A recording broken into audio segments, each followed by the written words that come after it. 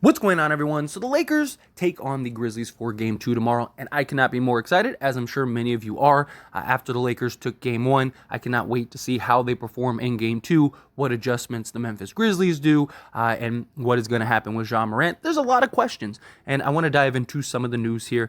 If the Lakers win Game 2, this series is over. The Memphis Grizzlies are the best home team in the league this year. If you win both games on the road in Memphis, they're a terrible road team. They only have 16 road wins. You're getting it done. Even if, for whatever reason, the Lakers drop one in LA, they'd be up 3-1. LeBron James and Anthony Davis are not going to lose 3 straight games. So, got to get the win tomorrow. That would be beautiful and really kind of just give us that confidence. Okay, we're going to win this series. But Morant is a big question. And they got the news today that Morant, his x-rays are negative. He doesn't have a broken hand, but he does have a severe injury.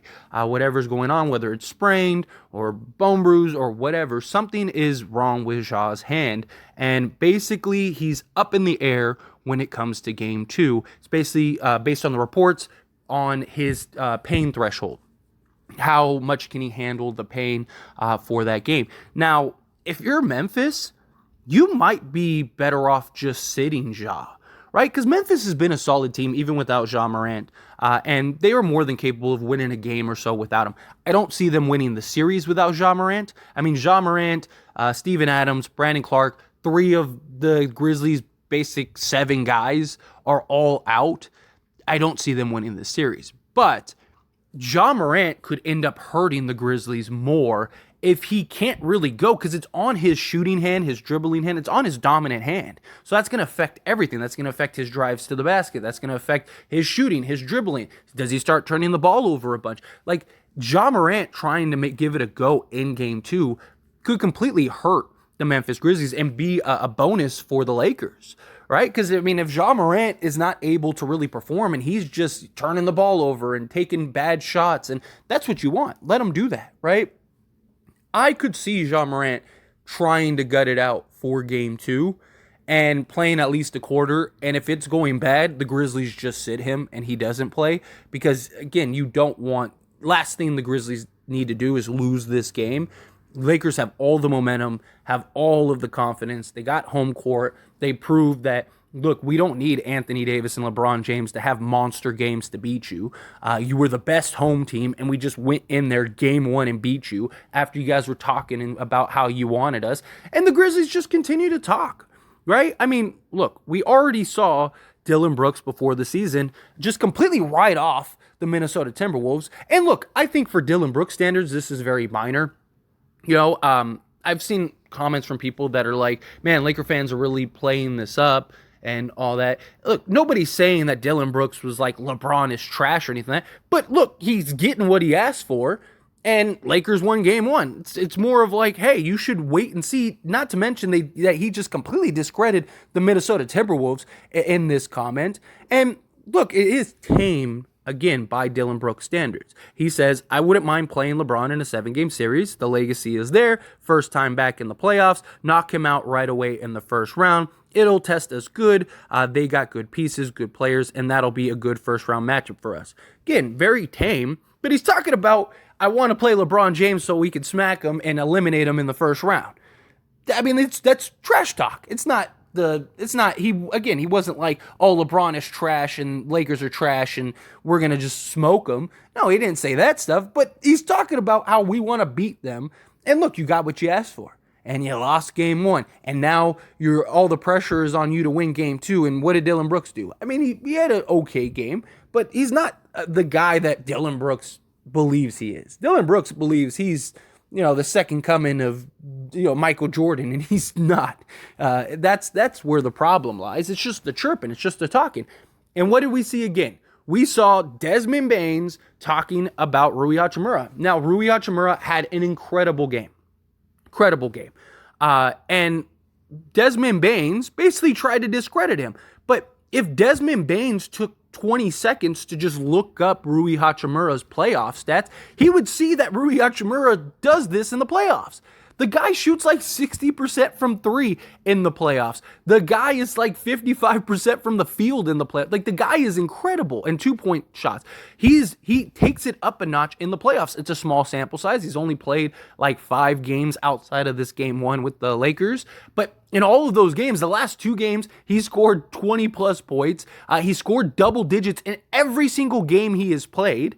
He's a guy that is a mismatch. I called that he would be a mismatch before the season even began. I talk about how Rui was going to be a huge factor, and they don't have anybody that could stop Rui Hachimura. And if I could see that, you don't think that Desmond Baines could see that? And look, I don't expect Rui Hachimura to score 29 a game. I don't think that's going to happen.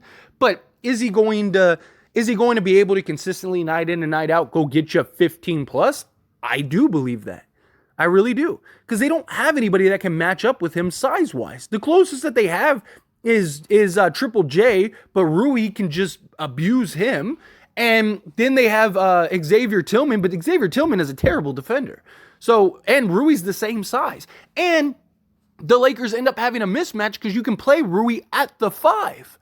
Because you only have Triple J and you only have Xavier Tillman, who both of those guys, Rui matches up beautifully size-wise. Triple J has a little more height on him. He has a couple inches on him. But strength-wise, physicality-wise, Rui can match up to him. He was matching up to Karl-Anthony Towns.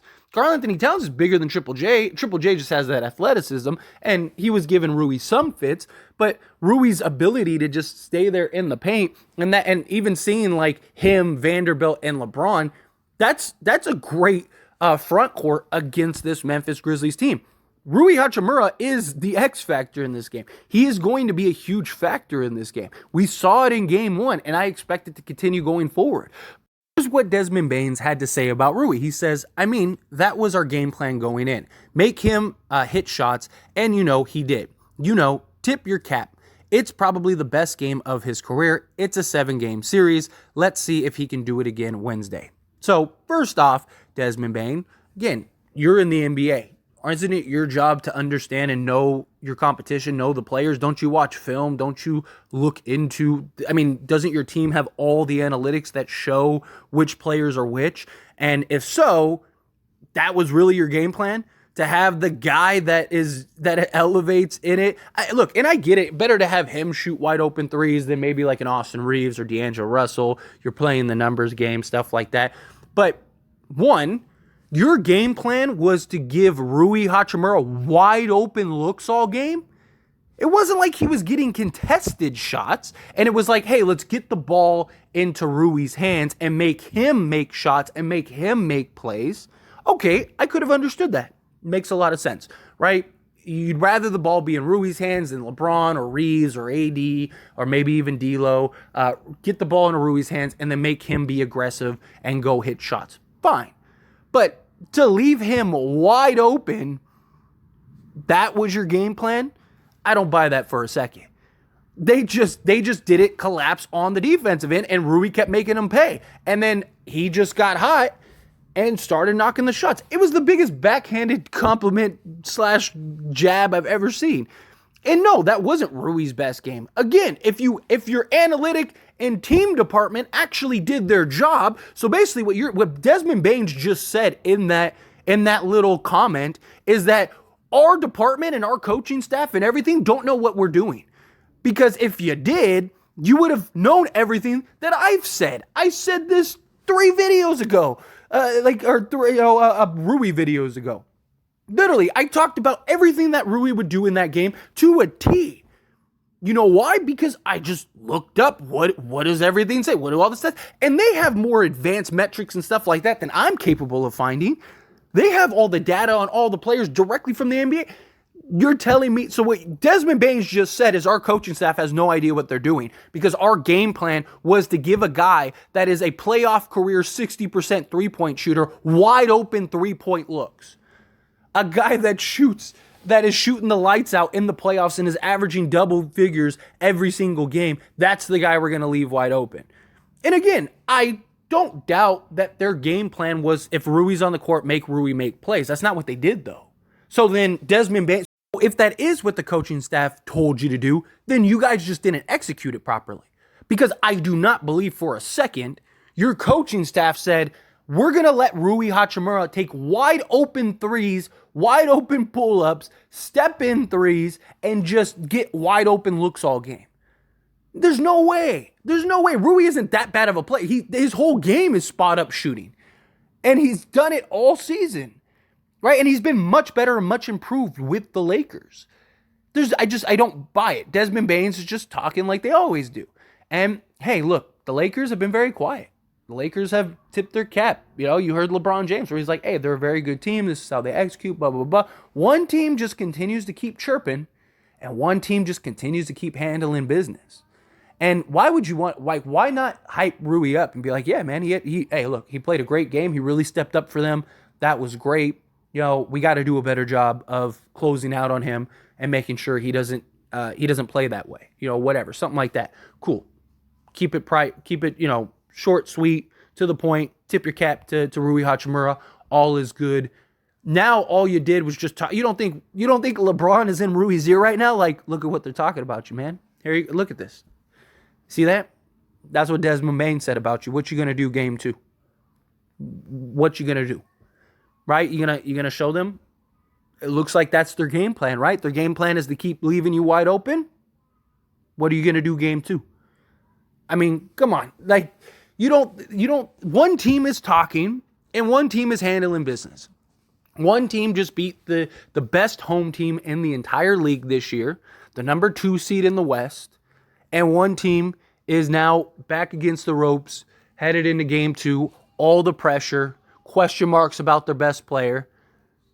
Like, you don't think LeBron James knows that, hey, guys, this is an opportunity for a kill shot here. This is the opportunity to put this series away. Let's go into Memphis. Let's go win this game. We go up 2-0. That's it. They're done. They're done. We're not losing both games in LA. We're not losing this series if we're up 2-0 and get to go back to home. Go back home. We're looking at a sweep. Let's go get this sweep. Let's go get this rest. You know, because we're going to have to match up against the Sacramento Kings and the Golden State Warriors. It very likely could be the Sacramento Kings, right? I mean, they're up 2-0. Yes, the Warriors at home are a different beast, but the Warriors have to win a game on the road. If they don't win a game on the road, then it doesn't matter how good they are at home, and that's been a real problem for them. So, you know, if you're the Lakers, you want to wrap up this Memphis series as quickly and cleanly as possible. So that way you can get the rest and start planning for the 2 Warriors and Kings teams. And luckily, the beauty is both of those teams are very similar. So you can already start pre-game planning for those 2 and then make whatever adjustments you need based on, okay, well, we're playing Sacramento, so, you know, yes, they like to do this, just like the Warriors, but here's X, Y, and Z that is slightly different. You know what I mean? Like, so that's something else that's worth noting as well. But, you know, hey, the Lakers are handling business. You don't hear the Lakers talk. The Lakers are just doing their job. I expect them to go in and win game 2. Even if they don't, look, I'm okay. Win your 2 home games in LA. You're up 3-1. If Lakers win tomorrow, this series is over in 4 or 5. Maybe they get one. I don't really think so. I think it would just suck the sail out of their or suck the wind out of their sails. I really do. But if they lose game 2, then I still think the Lakers win in 6, which was my original prediction. I think the Lakers will win the 2 home games. Then they probably lose that game 5 in Memphis, and then Lakers close out in 6 at home. So that's probably my guess. But anyway, as always, this is a discussion, so I pass the question on you. Let me know your thoughts and opinions down in the comments below. Do you think the Lakers get it done? What do you think of Desmond Baines' comments? What do you think about Ja Morant? All these things I'd love to hear. Let me know down in the comments below.